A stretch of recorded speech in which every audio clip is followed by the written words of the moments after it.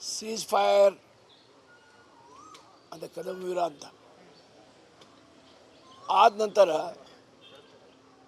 ಪಾಕಿಸ್ತಾನದ ಸೇನೆ ಗೊತ್ತಿದ್ದು ಬುದ್ಧಾಸ್ಪೂರ್ವಕ ಕೆಲವು ಭಾರತದ ಸೀಮೆ ಮೇಲೆ ಫೈರಿಂಗ್ ಮಾಡಿದ್ದಾರೆ. ಸೀಸ್ ಫೈರ್ ಏನು ಒಪ್ಪಂದ ಆಯಿತು, ಅದರದ ಉಲ್ಲಂಘನೆ ಮಾಡಿದ್ದಾರೆ. ನಾನು ನಮ್ಮ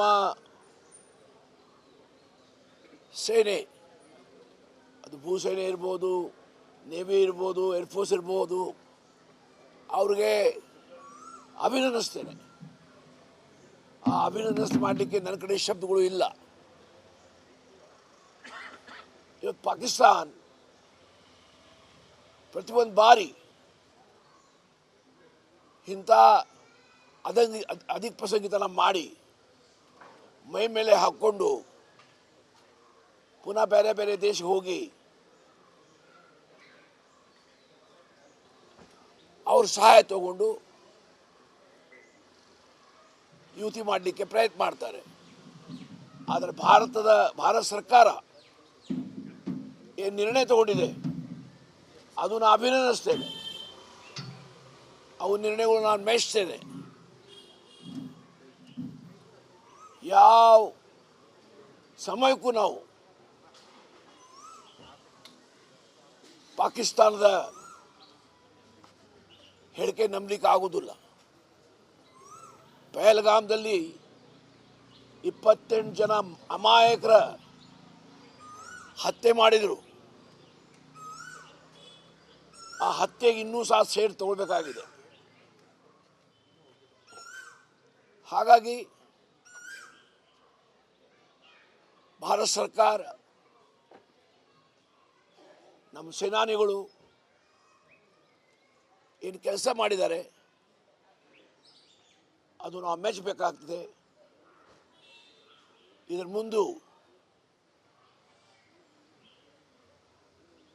ಪಾಕಿಸ್ತಾನಿಗೆ ಒಂದು ಎಚ್ಚರಿಕೆಯನ್ನು ಕೊಟ್ಟಿದ್ದಾರೆ. ಪುನಃ ಈ ಥರದ ಘಟನೆ ಆದರೆ ಅದರ ದುಷ್ಪರಿಣಾಮ ಪಾಕಿಸ್ತಾನ ಮೇಲೆ ಆಗ್ಬೋದು, ಸೇನೆ ಮೇಲೆ ಆಗ್ಬೋದು ಅಂತ. ಹಾಗಾಗಿ ನಾವೆಲ್ಲ ಭಾರತೀಯರು ಪಕ್ಷಾತೀತವಾಗಿ ಒಂದಾಗಿ ಒಕ್ಕಟ್ಟಾಗಿ ಸೇನೆ ಹಿಂದೆ ನಿಂದಿರಬೇಕಾಗಿದೆ. ಆ ಕೆಲಸ ಆಗಿದೆ, ಆಗಿಲ್ಲ ಅಂತ ಅಲ್ಲ, ಇನ್ನೂ ಆಗಬೇಕಂತ ಹೇಳಿ ನಮಸ್ಕಾರ. ಸರ್, ಈಗ 1971ರಲ್ಲಿ ಇಂದಿರಾ ಗಾಂಧಿ ಅವರು ಮಾಡಿದ ರೀತಿಯಲ್ಲಿ ಪಾಕಿಸ್ತಾನ 2 ವಿಭಾಗ ಮಾಡಬೇಕು ಅನ್ನೋ ಒಂದು ಅಭಿಪ್ರಾಯಗಳು ವ್ಯಕ್ತವಾಗ್ತಾ ಇದ್ದವು. ಅಂಥ ಪರಿಸ್ಥಿತಿ ಇದೆಯಾ ಸರ್? ಅಂಥ ಪರಿಸ್ಥಿತಿ ಇಲ್ಲ. 2 ವಿಭಾಗ ಮಾಡುವ ಪ್ರಶ್ನೆ ಇಲ್ಲ. ಹಾಗಾಗಿ ಇದೆಲ್ಲ ಸುಳ್ಳು ಸುದ್ದಿಗಳು ಎಬ್ಬಿಸ್ತಾರೆ.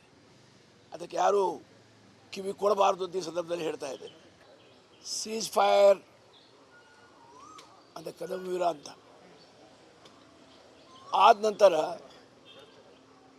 ಪಾಕಿಸ್ತಾನದ ಸೇನೆ ಗೊತ್ತಿದ್ದು ಬುದ್ಧಾಸ್ಪೂರ್ವಕ ಕೆಲವು ಭಾರತದ ಸೀಮೆ ಮೇಲೆ ಫೈರಿಂಗ್ ಮಾಡಿದ್ದಾರೆ. ಸೀಸ್ ಫೈರ್ ಏನು ಒಪ್ಪಂದ ಆಯಿತು, ಅದರದ ಉಲ್ಲಂಘನೆ ಮಾಡಿದ್ದಾರೆ. ನಾನು ನಮ್ಮ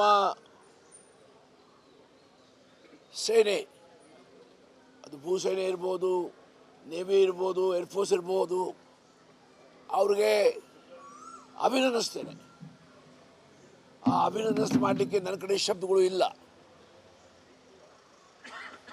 ಇವತ್ತು ಪಾಕಿಸ್ತಾನ್ ಪ್ರತಿಯೊಂದು ಬಾರಿ ಇಂಥ ಅಧಿಕ ಪ್ರಸಂಗಿತನ ಮಾಡಿ ಮೈ ಮೇಲೆ ಹಾಕ್ಕೊಂಡು ಪುನಃ ಬೇರೆ ಬೇರೆ ದೇಶಕ್ಕೆ ಹೋಗಿ ಅವ್ರ ಸಹಾಯ ತಗೊಂಡು ಯುತಿ ಮಾಡಲಿಕ್ಕೆ ಪ್ರಯತ್ನ ಮಾಡ್ತಾರೆ. ಆದರೆ ಭಾರತ ಸರ್ಕಾರ ಏನು ನಿರ್ಣಯ ತಗೊಂಡಿದೆ ಅದು ನಾನು ಅಭಿನಂದಿಸ್ತೇನೆ. ಅವು ನಿರ್ಣಯಗಳು ನಾನು ಮೆಚ್ತೇನೆ. ಯಾವ ಸಮಯಕ್ಕೂ ನಾವು ಪಾಕಿಸ್ತಾನದ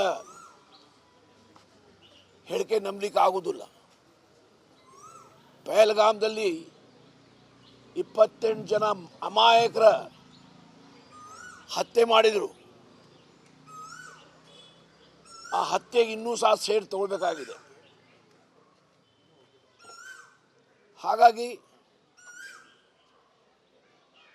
ಭಾರತ ಸರ್ಕಾರ, ನಮ್ಮ ಸೇನಾನಿಗಳು ಏನು ಕೆಲಸ ಮಾಡಿದ್ದಾರೆ ಅದು ನಾವು ಮೆಚ್ಚಬೇಕಾಗ್ತದೆ. ಇದರ ಮುಂದೆ ಪಾಕಿಸ್ತಾನಿಗೆ ಒಂದು ಎಚ್ಚರಿಕೆಯನ್ನು ಕೊಟ್ಟಿದ್ದಾರೆ. ಪುನಃ ಈ ಥರದ ಘಟನೆ ಆದರೆ ಅದರ ದುಷ್ಪರಿಣಾಮ ಪಾಕಿಸ್ತಾನ ಮೇಲೆ ಆಗ್ಬೋದು, ಸೇನೆ ಮೇಲೆ ಆಗ್ಬೋದು ಅಂತ. ಹಾಗಾಗಿ ನಾವೆಲ್ಲ ಭಾರತೀಯರು ಪಕ್ಷಾತೀತವಾಗಿ ಒಂದಾಗಿ ಒಕ್ಕಟ್ಟಾಗಿ ಸೇನೆ ಹಿಂದೆ ನಿಂದಿರಬೇಕಾಗಿದೆ. ಆ ಕೆಲಸ ಆಗಿದೆ, ಆಗಿಲ್ಲ ಅಂತ ಅಲ್ಲ, ಇನ್ನೂ ಆಗಬೇಕಂತ ಹೇಳಿ ನಮಸ್ಕಾರ.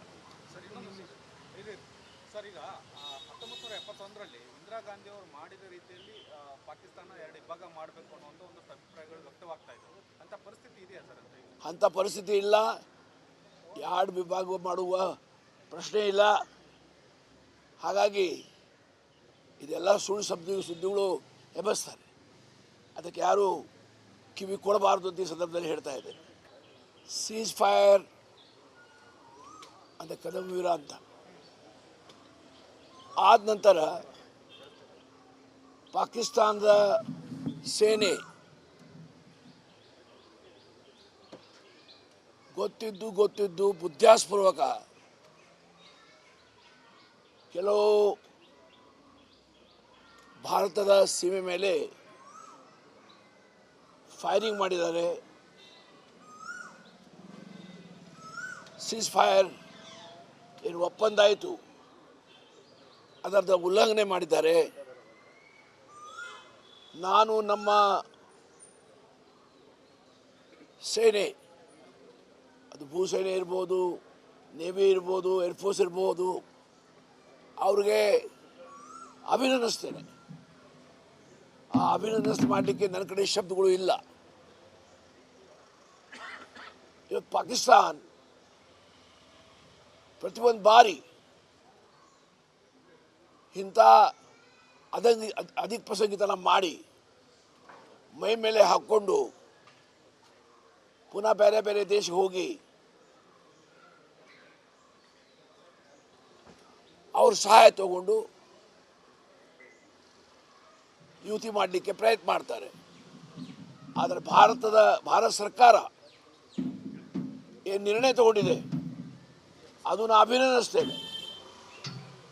ಅವು ನಿರ್ಣಯಗಳು ನಾನು ಮೆಚ್ತೇನೆ. ಯಾವ ಸಮಯಕ್ಕೂ ನಾವು ಪಾಕಿಸ್ತಾನದ ಹೇಳಿಕೆ ನಂಬಲಿಕ್ಕೆ ಆಗುವುದಿಲ್ಲ. ಪಹಲ್ಗಾಮ್ದಲ್ಲಿ 28 ಜನ ಅಮಾಯಕರ ಹತ್ಯೆ ಮಾಡಿದರು. ಆ ಹತ್ಯೆಗೆ ಇನ್ನೂ ಸಹ ಸೇಡು ತಗೊಳ್ಬೇಕಾಗಿದೆ. ಹಾಗಾಗಿ ಭಾರತ ಸರ್ಕಾರ, ನಮ್ಮ ಸೇನಾನಿಗಳು ಏನು ಕೆಲಸ ಮಾಡಿದ್ದಾರೆ ಅದು ನಾವು ಮೆಚ್ಚಬೇಕಾಗ್ತದೆ. ಇದರ ಮುಂದೆ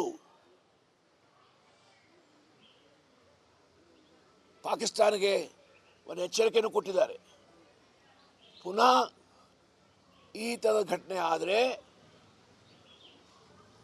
ಅದರ ದುಷ್ಪರಿಣಾಮ ಪಾಕಿಸ್ತಾನ ಮೇಲೆ ಆಗ್ಬೋದು, ಸೇನೆ ಮೇಲೆ ಆಗ್ಬೋದು ಅಂತ. ಹಾಗಾಗಿ ನಾವೆಲ್ಲ ಭಾರತೀಯರು ಪಕ್ಷಾತೀತವಾಗಿ ಒಂದಾಗಿ ಒಕ್ಕಟ್ಟಾಗಿ ಸೇನೆ ಹಿಂದೆ ನಿಂದಿರಬೇಕಾಗಿದೆ. ಆ ಕೆಲಸ ಆಗಿದೆ, ಆಗಿಲ್ಲ ಅಂತ ಅಲ್ಲ, ಇನ್ನೂ ಆಗಬೇಕಂತ ಹೇಳಿ ನಮಸ್ಕಾರ. ಸರ್ ಇನ್ನೊಂದು ಸರ್ ಈಗ 1971ರಲ್ಲಿ ಇಂದಿರಾ ಗಾಂಧಿ ಅವರು ಮಾಡಿದ ರೀತಿಯಲ್ಲಿ ಪಾಕಿಸ್ತಾನ ಎರಡು ಇಬ್ಬಾಗ ಮಾಡಬೇಕು ಅನ್ನುವಂಥ ಒಂದಷ್ಟು ಅಭಿಪ್ರಾಯಗಳು ವ್ಯಕ್ತವಾಗ್ತಾ ಇದ್ದವು. ಅಂಥ ಪರಿಸ್ಥಿತಿ ಇದೆಯಾ ಸರ್ ಅಂತ? ಅಂಥ ಪರಿಸ್ಥಿತಿ ಇಲ್ಲ, ಎರಡು ವಿಭಾಗ ಮಾಡುವ ಪ್ರಶ್ನೆ ಇಲ್ಲ.